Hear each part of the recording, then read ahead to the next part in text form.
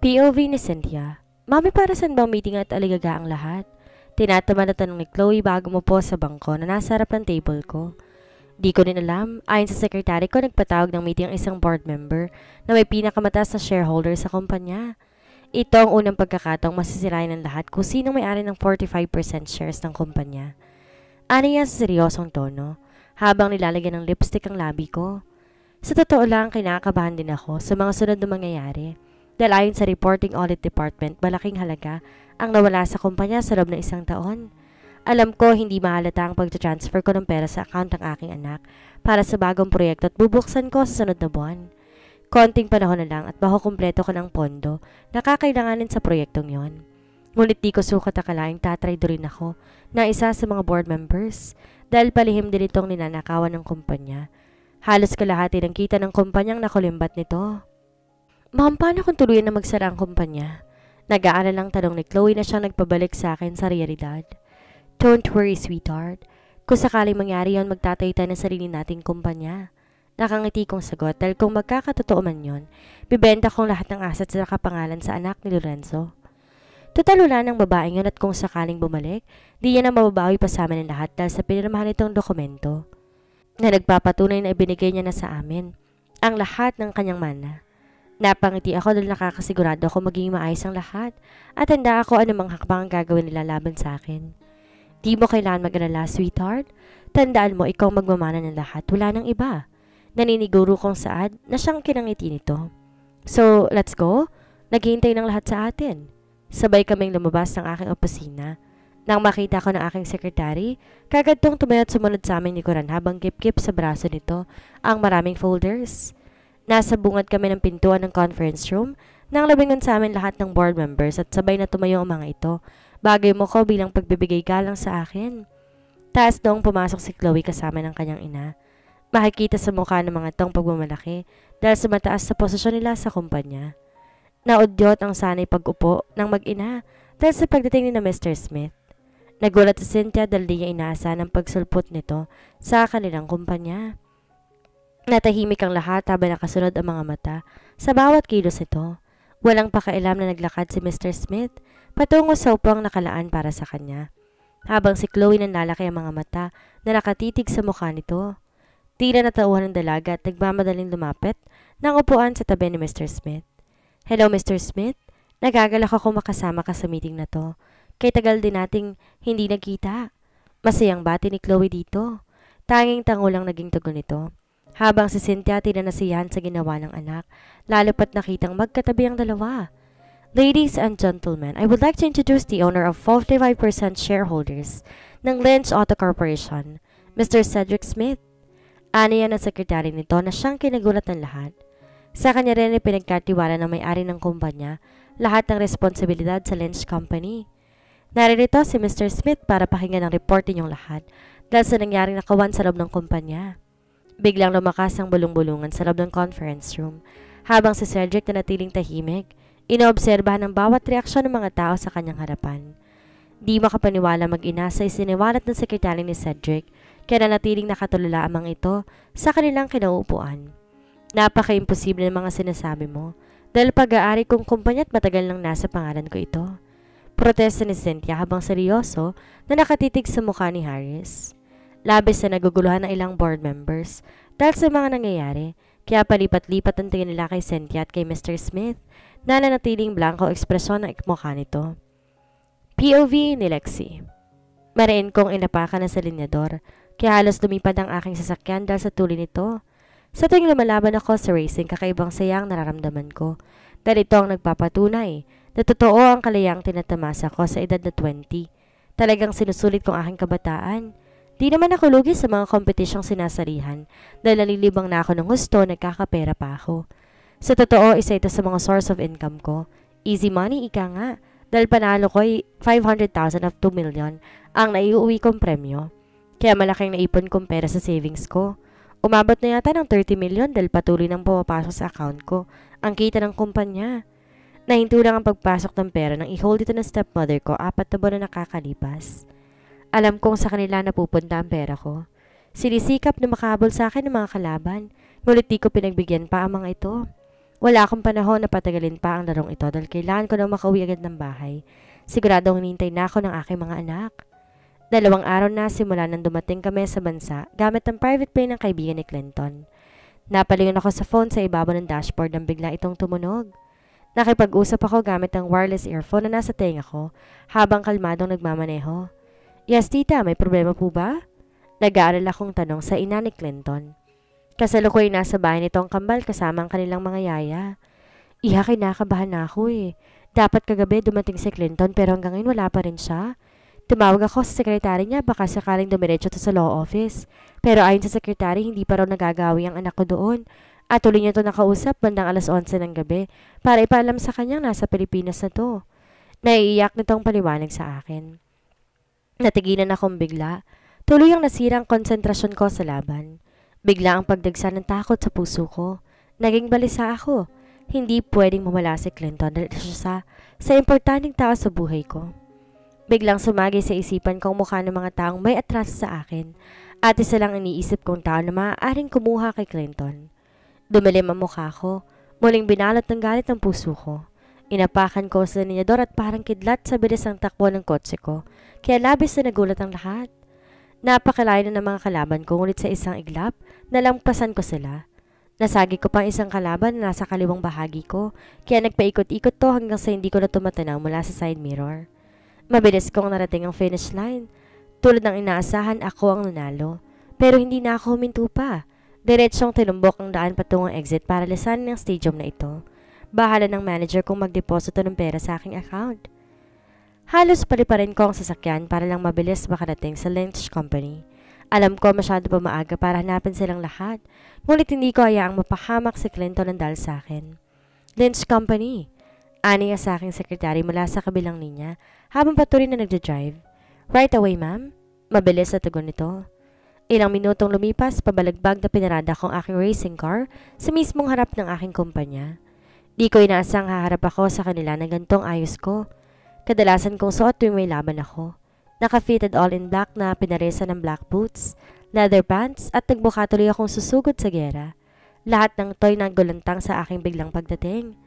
Ngunit wala akong Nagpatuloy sa paglalakad habang diretsong tingin sa dinaraanan.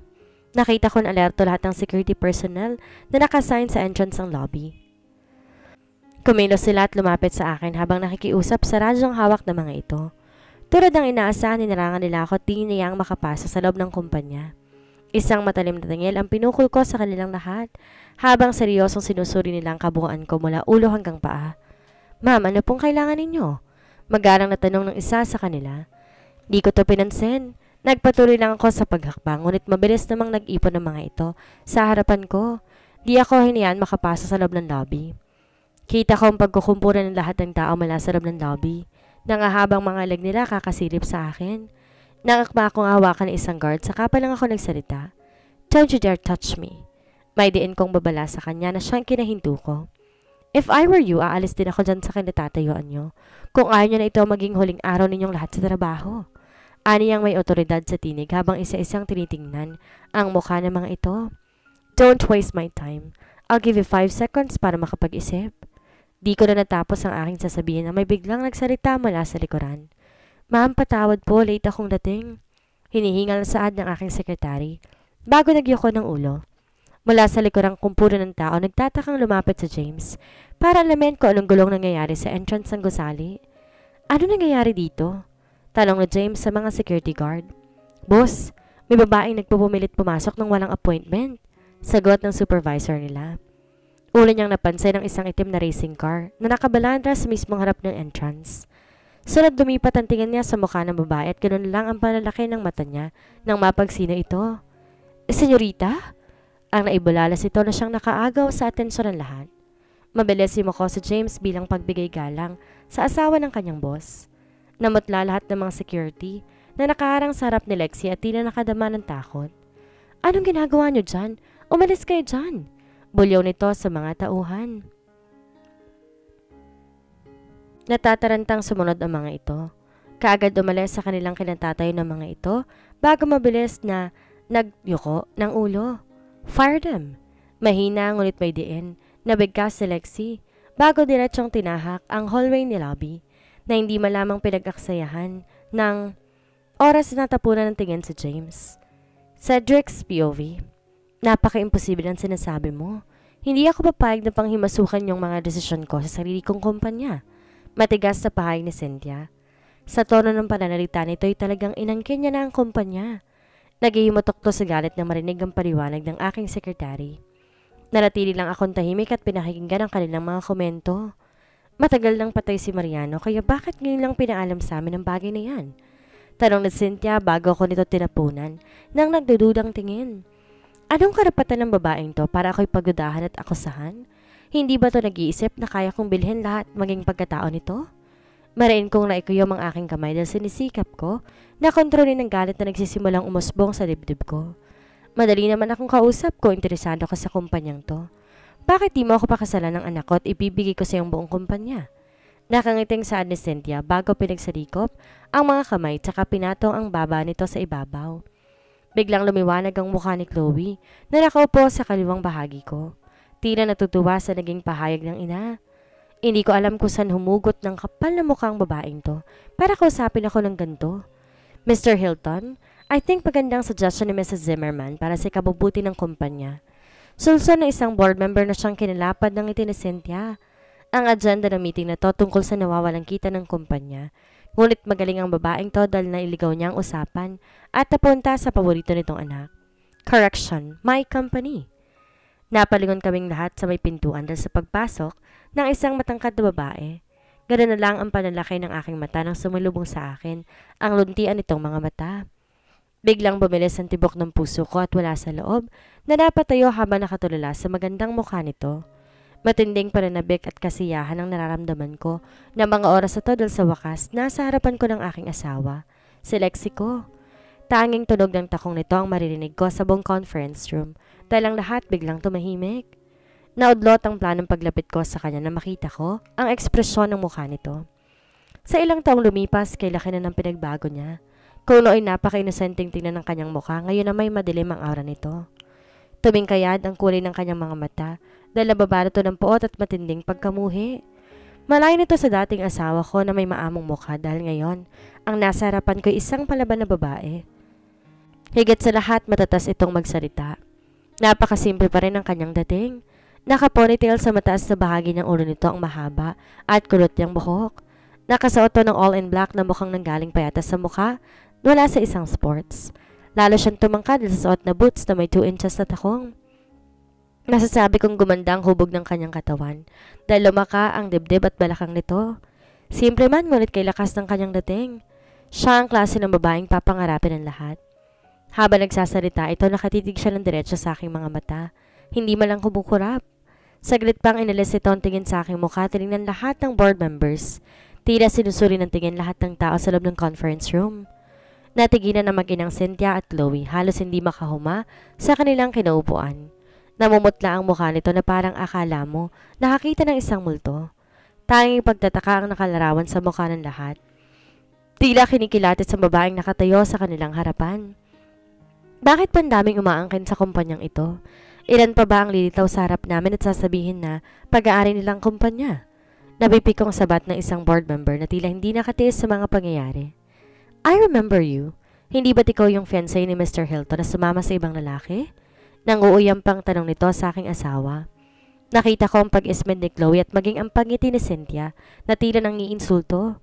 Imbes ba insulto sa tanong ng lalaki, umangat ang dulo ng bahagi ng bibig ni Lexie.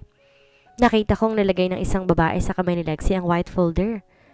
Mr. Santillan, the owner of 10% shares ng kumpanya at isa sa mga nangunang supplier ng mga auto parts ng kumpanya. Nakita ko tila naging proud si Mr. Santillan nang marinig ang binasa ni Lexie. Saglit huminto sa pagsalita ang aking asawa at tumango-tango ito. Nagtaas ng mukha at muling tumingin kay Mr. Santillan. Itigil mo ang kanyang kontrata. Walang ekspresyon na saad nito na siyang kilalaki ng mata ng lahat. Dingin ako napangiti sa kung paano ito i-deal, lahat laban sa tuksong neksyante na nasa kanyang harapan. And I want you to request from the audit department to freeze his shares dahil nais kong sumailalim ang lahat sa investigation. Madaing utos sa kanyang sekretary. Noted, ma'am. Di nakaligtas sa aking paningin ang lihim na paglulok ng ilang board members. Habang si Cynthia matalim ang tingin sa aking asawa. Nga pala, may papakilala ko sa inyong lahat. Ako si Lexi Zimmerman Hilton. Anak ako ni Mr. Marian, no? At ni Zarina Zimmerman, na nag-iisang tagapagmana ng Zimmerman Auto Corporation. And also a wife of Mr. Hilton. May diin bawat katagang lumalabas sa bibig nito. Tila nais niyang itatak sa kokote ng bawat isa lahat ng kanyang sinasabi.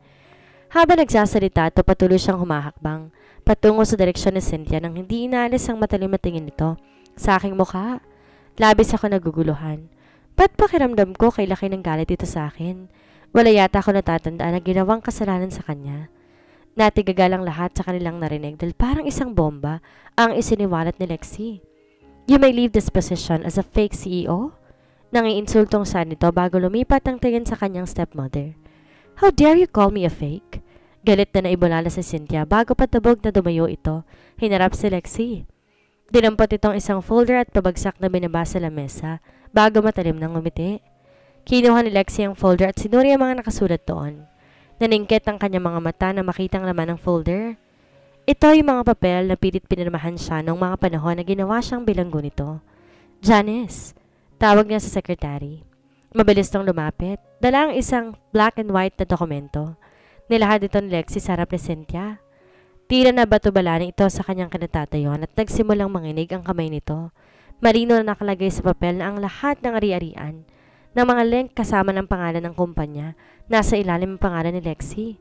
At bago pa tumalipat sa pangalan ng iba, kakailanganin muna nito ang pirma ng abogado nitong si Wilson.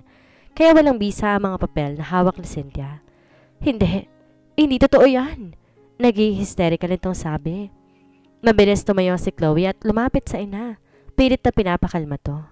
How dare you para ipahiya ang mommy ko? Ang isang tulad mong illiterate ay walang karapatan at walang kakayang humawak ng isang malaking kumpanya. And don't forget, isa rin akong Zimmerman kaya may karapatan din ako sa naiwang negosyo ni Daddy. Pak! Ito ang sagot ni Lexi. Isang malutong na sampal na siyang ikinagimbal ng lahat. Patunayan mo kung anong karapatan meron ka. Makahulugang saan ni Lexi. At natigilan bigla si Chloe na umid ang kanyang dila. Kaya isang matalim na ngiti ang sumilay sa mga labi ni Lexi. Alisin niyo sa harapan ko mga basurang to. Walang ganang utos si Lexi.